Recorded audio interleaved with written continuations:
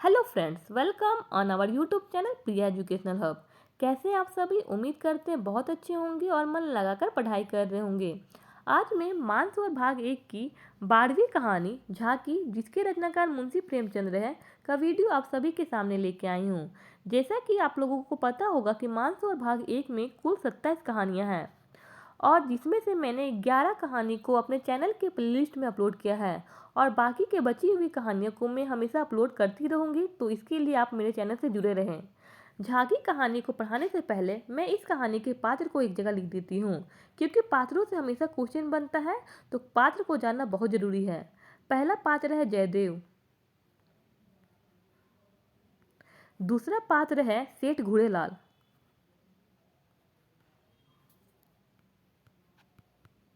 अब मैं इस कहानी को लाइन बाय लाइन पढ़ती हूँ, क्योंकि अगर बीच से क्वेश्चन आएगा तो आप सभी से बन जाएगा अगर आप लाइन बाय लाइन पढ़े रहेंगे तो।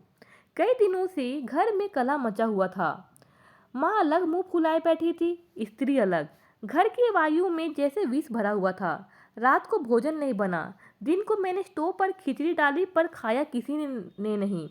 बच्चों को भी आज भूख ना थी। छोटी लड़की कभी मेरे पास आकर खड़ी हो जाती, कभी माता के पास और कभी दादी के पास, पर कहीं उसके लिए प्यार की बातें ना थी। कोई उसे गोद में ना उठाता था, मानो उसने भी अपराध किया हो। लड़का शाम को स्कूल से आया, किसी ने उसे कुछ खाने को ना दिया, न उससे बोला न कुछ पूछा। दोनों बरामदे में मन मारे बैठे हुए थे और शायद सोच रहे थे, घर में आज क्यों लोगों के हृदय इतने फेरे गए हैं। भाई बहन दिन में कितनी बार लड़ते थे, रोना पीटना भी कई बार हो जाता था, पर ऐसा कभी नहीं होता कि घर में खाना ना पके या कोई किसी से ना बोले।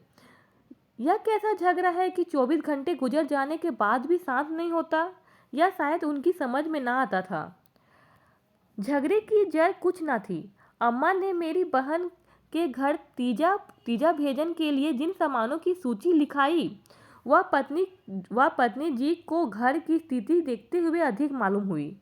अम्मा खुद समझदार हैं, उन्होंने थोड़ी बहुत काट छाट कर दी थी, लेकिन पत्नी जी के विचार से और काट छाट होनी चाहिए थी।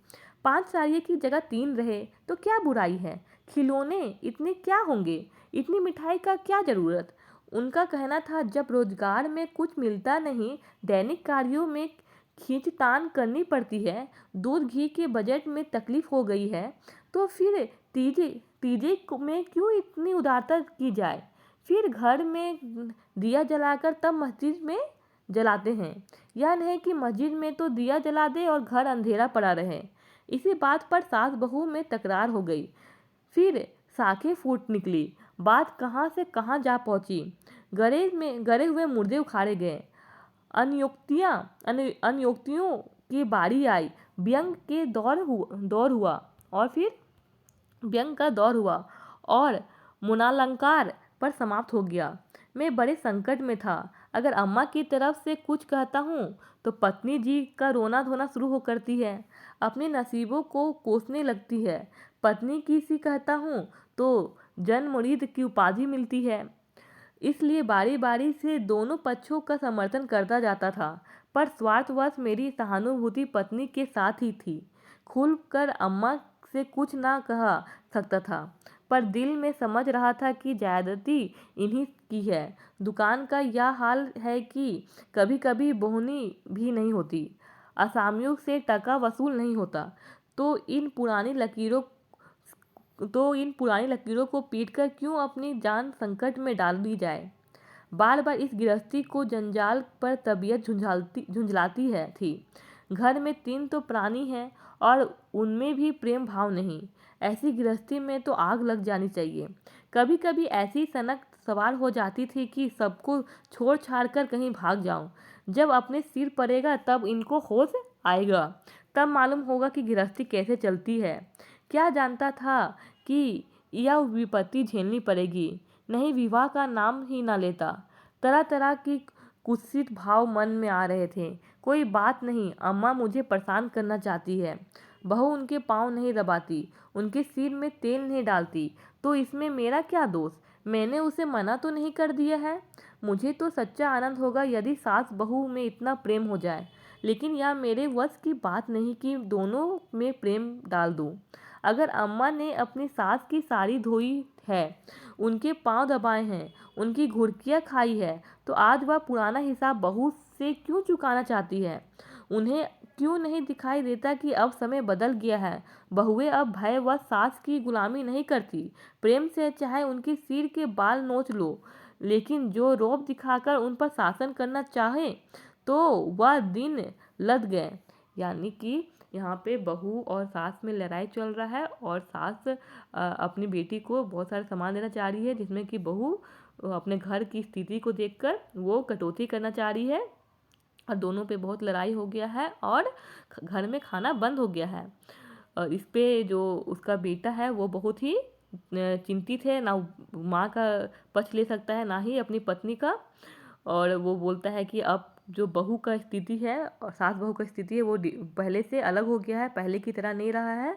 अगर सास प्यार से उसे काम कराए तो वो बहुत अच्छे से करेगी, लेकिन वो रौब दिखाएगी तो वो बिल्कुल अपने सास का बात नहीं मानेगी।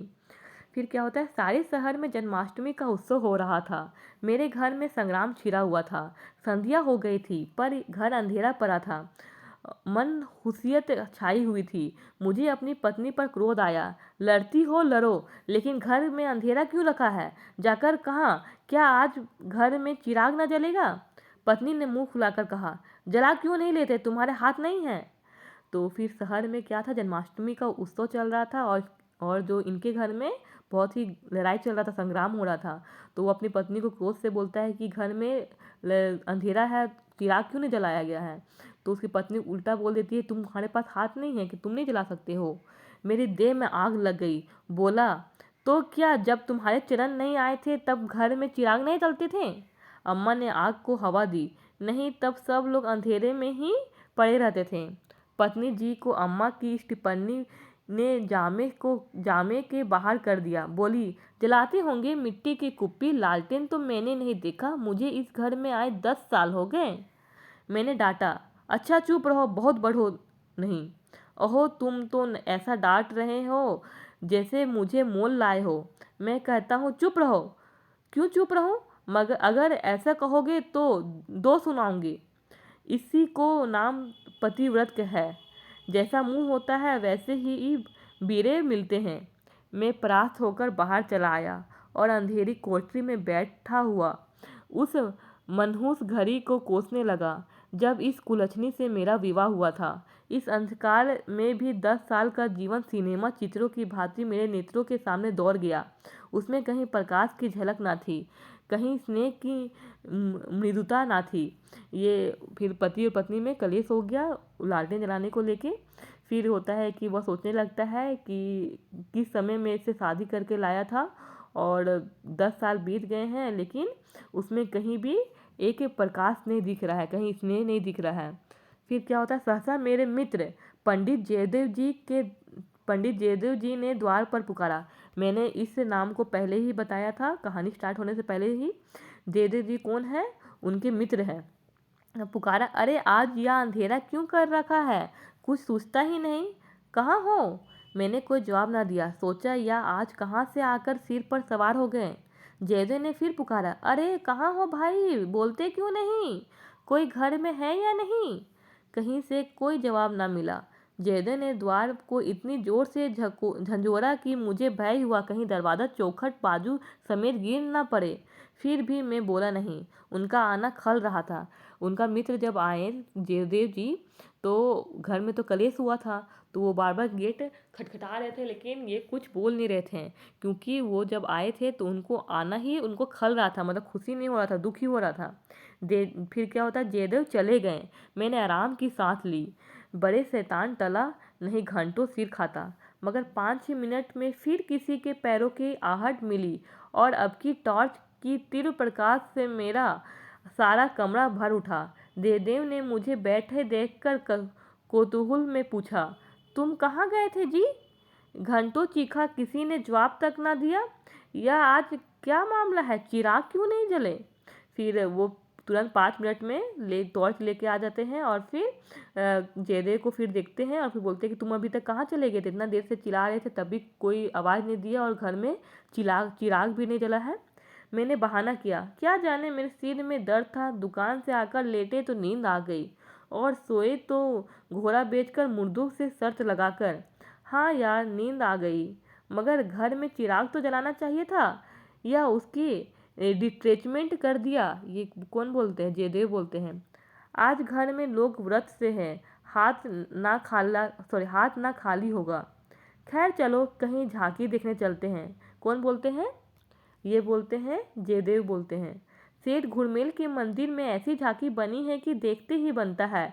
ऐसे ऐसे शीशे और बिजली के सामान सजाए हैं कि आंखें झपक उठती हैं।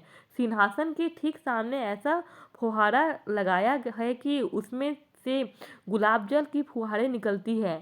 मेरा तो चोला मस्त हो गया। सीधे तुम्हारे पास दौड़ा चला आ रहा हूँ। बहुत झांकियाँ देखी होगी तुमने, लेकिन यह और ही चीज है। आलम फटा पड़ता है। सुनते हैं दिल्ली के कोई चतुर कारीगर आया है, उसी ने यह करामत है।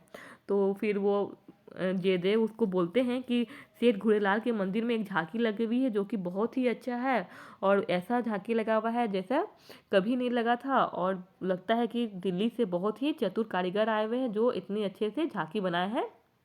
फिर क्या होता है? मैंने उदासीन भाव से कहा, मेरा तो जाने की इच्छा नहीं है भाई, सिर में जोर का दर्द है। तब तो जरूर, फिर क्या बोलते हैं जयदेव, तब तो जरूर चलो, दर्द भाग ना जाएगा तो कहना। तुम जाओ, तुम तो यार बहुत दिक करते हो। इसी मारे में चुपचाप पड़ा था कि किसी तरह या बला टले, लेकिन तुम सिर पर सवार हो गए हो। कह दिया मैं ना जाऊंगा। फिर वो बोलता है कि तुम तो पूरा परेशान कर दिए हो। बोल दिया नहीं जाऊंगा, तुम मेरे सब में ऊपर क्यों सवार हो गए हो? अगर मैंने कह दिया मैं जरूर ले जाऊंगा। फिर जयदेव बोलते मैं तुम्हें जरूर ले जाऊंगा। मुझ पर विजय पाने का मेरे मित्रों का बहुत आसान नुस्खा याद है। यो हाथों यो हाथों पाई पाई धींगा मुश्ती धौल धप्पे में किसी से पीछे रहने वाला नहीं हूँ। लेकिन किसी ने मुझे गुदगुदाया और परास्त हुआ, फिर मेरी कुछ नहीं चलती। मैं हाथ जोड़ने लगता हूँ और घिघियाने लगता हूँ और कभी कभी रोने भी लगता हूँ। जयदेव ने वही नुस्खा आजमाया और उसकी जीत हो गई। संधि की वही शर्त ठहरी कि मैं चुपके से झांकी देखने चला चलूं। यानी कि उसका मित्र जो जयदेव है उसको मनाने के लिए उसे गुदगुदाने लगा, क्योंकि अगर वो लड़ाई वड़ाई करता तो हार जाता। इस गुदगुदाने पे वो हमेशा परास्त हो जाता है, और फिर वो परास्त हो गया और झांकी देखने के लिए जाने लगा। सेठ घुड़ेलाल उन आदमियों में है जिनका प्रातः को नाम ले लो तो दिन भर भोजन ना मिले। उनके मक्खी चूस पने के सैकड़ों ही दंत कथाएं नगर में प्रचलित है। कहते हैं एक बार मरवाड़ का एक भिखारी उनके द्वार पर डट गया कि भिक्षा लेकर ही जाऊंगा। सेठ जी भी अड़ गए कि भिक्षा ना दूंगा, चाहे जो कुछ हो। मरवाड़ी उन्हीं की देश का था। कुछ देर तो उनके पूर्वजों का बखान करता रहा, फिर उनकी निंदा करने लगा। अंत में द्वार पर लेट रहा। सेठ जी ने रत्ती भर परवाह न की। भिक्षुक भी अपने धुन का पक्का था। सारा दिन द्वार पर बेदाना पानी पड़ा रहा और अंत में वहीं मर गया। तब सेठ जी पसीजे और उसकी क्रिया इतनी धूमधाम से की कि बहुत कम किसी ने की होगी। भिक्षुक का सत्याग्रह सेठ जी के लिए वरदान हो गया। उनके अंतःकरण की भक्ति को जैसे स्रोत खुल गया, अपनी सारी संपत्ति धर्मार्थ अर्पण कर दी। एक कहानी हुआ है कि सेठ जो घुड़ेलाल है, जिसका नाम मैंने स्टार्टिंग में ही पात्र में बताया है, वो बहुत ही मक्खी चूस आदमी है। एक बार की बात था कि मारवाड़ का एक जो भिखवाड़ी था वो उसके घर जाता है और उसके घर से भिक्षा मांगता है, लेकिन वो बोलता है कि हम भीख नहीं देंगे। तो फिर बोलता है किसी भी हालत में हम यहाँ से भिक्षा लेके ही जाएंगे। और फिर जो सेठ घुड़ेलाल है वह बोलता है कि कुछ भी हो जाए मैं तुम्हें भिक्षा नहीं दूंगा। और अब दोनों अपने आप पे अड़े रहते हैं, और अंत में जो भिखारी होता है उसका मृत्यु हो जाता है। तो फिर उसका दिल जो है परिवर्तन हो जाता है और फिर अपना सारा संपत्ति धर्मार्थ में अर्पण कर देता है। हम लोग फिर क्या होता है, हम लोग ठाकुरद्वारे में पहुंचे तो दर्शकों की भीड़ लगी हुई थी। कंधे से कंधा छिलता था। आने और जाने के मार्ग अलग थे, फिर भी हम आधे घंटे के बाद भीतर जाने का अवसर मिले। जयदेव सजावट देख देख कर लोटपोट हुए जाते थे, पर मुझे ऐसा मालूम होता था कि इस बनावट और सजावट के मेले में कृष्ण की आत्मा कहीं खो गई है। उनकी वह रत्न जटित बिजली से जगमगाती मूर्ति देखकर मेरे मन में गलानी उत्पन्न हुई। इस रूप में भी प्रेम का निवास हो सकता है। मैंने तो रत्नों में दर्प और अहंकार ही भरा देखा है। मुझे उस वक्त यही याद न रही कि यह एक करोड़पति सेठ का मंदिर है और धनी मनुष्य धन धन में लौटने वाले ईश्वर की ही कल्पना कर सकता है। धनी ईश्वर में ही उसकी श्रद्धा हो सकती है। जिसके पास धन नहीं वह उसकी दया का पात्र हो सकता है, श्रद्धा का कदापि नहीं। मंदिर में जयदेव को सभी जानते थे। उन्हें तो सभी जगह सभी जानते थे। मंदिर के आंगन में संगीत मंडली बैठी हुई थी।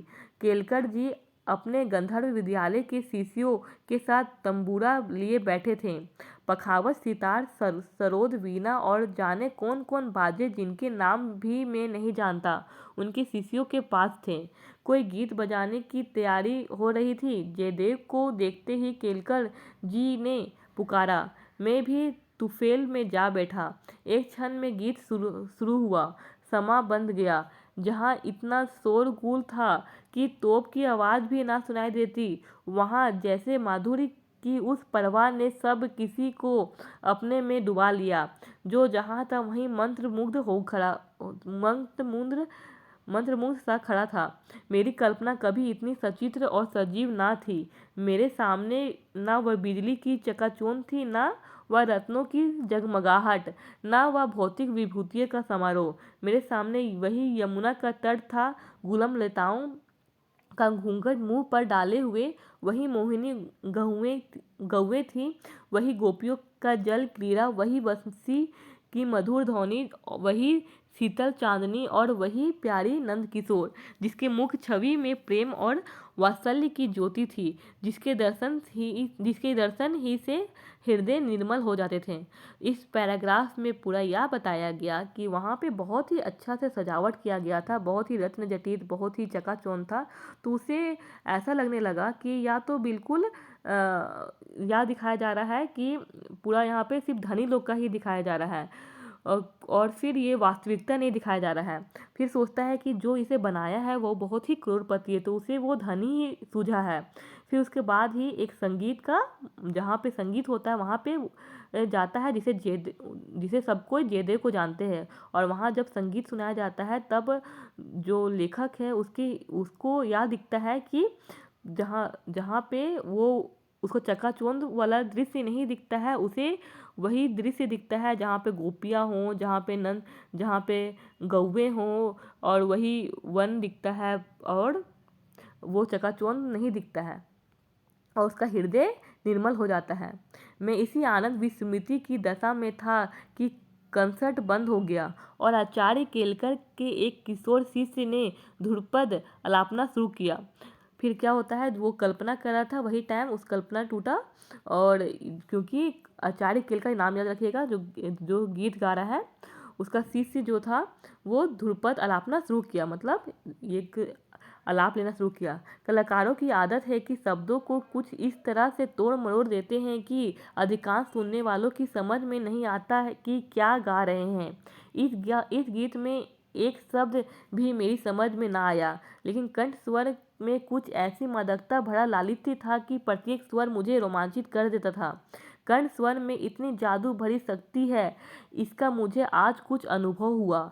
मन में एक नए संसार की सृष्टि होने लगी, जहाँ आनंद ही आनंद है, प्रेम ही प्रेम है, त्याग ही त्याग है। ऐसा जान पड़ा दुख केवल चित्त की एक वृत्ति है, सत्य है केवल आनंद। एक स्वच्छ करुणा भरी कोमलता जैसे मन में महसूसने लगी। ऐसी भावना मन में उठी कि वहाँ जितने सज्जन बैठे हुए हैं सब मेरे अपने हैं, अभिन्न हैं। फिर अतीत के गर्भ से मेरी भाई की स्मृति मूर्ति निकल आई। मेरा छोटा भाई बहुत दिन हुए मुझसे लड़कर घर की जमा जत्था लेकर रंगून भाग गया था, और वहीं उसका देहांत हो गया था। उसके पाश्विक व्यवहारों को याद करके मैं उन्मत्त हो उठता था। उसे जीता पा जाता तो शायद उसका खून पी जाता, पर इस समय स्मृति मूर्ति को देखकर मेरा मन जैसे मुखरित हो उठा, उसे आलिंगन करने के लिए व्याकुल हो गया। उसने मन मेरे साथ, मेरी स्त्री के साथ, माता के साथ, मेरे बच्चों के साथ जो कटु और नीच और घृणास्पद व्यवहार किए थे, वह सब मुझे भूल गए। मन में केवल यही भावना थी, मेरा भैया कितना दुखी है। मुझे इस भाई के प्रति कभी इतनी ममता ना हुई थी। फिर तो मन की वह दशा हो गई जो विहलता कह सकते हैं। शत्रु भाव जैसे मन से मिट गए। जिन जिन प्राणियों से मेरा बैर भाव था, जिनसे गाली गलौज मारपीट मुकदमाबाजी सब कुछ हो चुकी थी, वह सभी जैसे मेरे गले लिपट लिपट कर हंस रहे थे। फिर विद्या पत्नी जो मूर्ति मेरे सामने आ खड़ी हुई, वह मूर्ति जिसे 10 साल पहले मैंने देखा था। उन आंखों में वही विकल कंपन था, वही संदिग्ध विश्वास, कपोलों पर वही लज्जा लालिमा जैसे प्रेम सरोवर से निकला हुआ कोई कमल पुष्प हो। वही अनुराग, वही आवेश, वही याचना भरी उत्सुकता जिसमें मैंने उससे ना भूलने वाली रात को उसके स्वागत किया था, एक बार फिर मेरे हृदय में जगा उठी। मधुर स्मृतियों का जैसे स्रोत सा खुल गया। जिस जी ऐसा तड़पा कि इसी समय जाकर विद्या के चरणों पर सिर रगड़ कर रोऊं और रोते रोते बेसुध हो जाऊं। मेरी आंखें सजल हो गई। मेरा मुंह से जो कटु शब्द निकले थे, वह सब जैसे मेरे ही हृदय में गड़ने लगे। इस दिशा में जैसे ममतामयी माता ने आकर मुझे गोद में उठा लिया। बालपन में जिस वात्सल्य का आनंद उठाने ही मुझसे शक्ति न थी, वह आनंद आज मैंने उठाया। इस पैराग्राफ में यह दिखाया गया कि जैसे कि वो गीत सुनने लगा तो उसके उसके हृदय से सारे ही कटु कटु वचन सारे ही वचन सब चला गया और उसे ऐसा लगने लगा कि यहाँ जितने भी लोग बैठे हुए हैं सब मेरे अपने हैं, कोई मेरे से दुश्मन नहीं है। वही समय उसे अपने भाई का याद आता है जो घर में सारा संपत्ति लेकर रंगून चला गया था, जिसे वो बहुत ही नफरत करता था। लेकिन इस गीत को सुनने के बाद उसको मन में उसके लिए प्रेम जागता है और उसे उसे गले लगाने का मन करता है।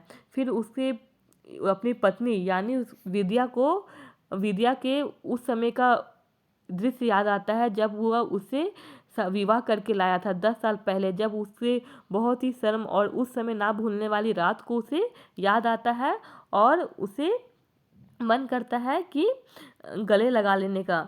और उसके बाद क्या होता है, गाना गाना बंद हो जाता है। सब लोग उठ उठ कर जाने लगते हैं। मैं कल्पना सागर में ही डूबा रहा। सहसा जयदेव ने पुकारा, चलते हो या बैठे ही रहोगे? और फिर तुरंत गाना बंद हो जाता है। तभी जयदेव पुकारते हैं कि यहीं पे बैठे रहोगे। तो फिर उसे ऐसा लगता है कि कल्पना सागर में वो डूबा ही रहता है। इस कहानी में यह बताया गया कि एक गीत को सुनकर उसे भाव का परिवर्तन हो जाता है और उसे जो बहुत ही सब कोई बुरा लगता है वो सभी उसे अपने लगने लगते हैं। तो और उसके घर में जितने भी कलेश होते हैं वो सारा कलेश को भूल जाता है। आपको यह कहानी कैसा लगा मुझे कमेंट बॉक्स में बताएं और हमारे चैनल से ज़रूर जुड़े रहें। Thanks for watching. और मैं मानसरोवर भाग 1 की सभी कहानियों को हमेशा अपलोड करते रहूँगी, तो इसके लिए हमारे चैनल में ज़रूर जुड़े रहें और बेल आइकन ज़रूर प्रेस करें। Thanks for watching.